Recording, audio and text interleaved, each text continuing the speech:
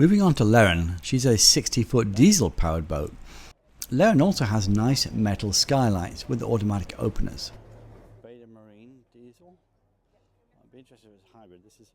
See the air gap here on these solar panels? This is what you're supposed to have, is an air gap under the solar panels to stop them getting too hot, but also stops them breaking when the metal heats and shrinks.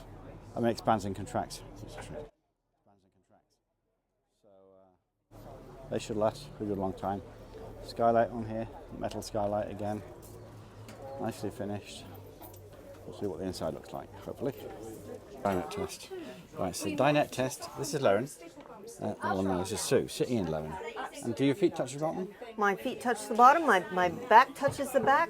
Oh, and the dinette, the table is a perfect height. Perfect height. I feel like I could work here if I wanted. You could actually work at this table. Yeah, this works. This works. This is a very nice boat. Yeah. Nice dinette. Nice dinette. Nice height. Nice bolts. Yeah. Sorry, I'm looking at different things. Nice bolts.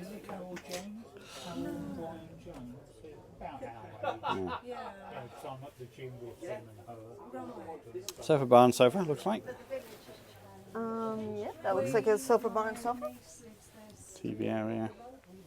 Got bungs in here. Let me shut those out and get more light in here, but.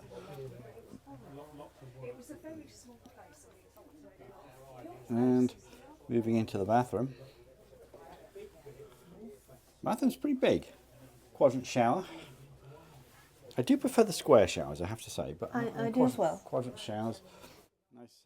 You really need to have the door actually latches, which is really, the basics are important. I think that's a pump out toilet, I guess, I'm not sure. And a bed.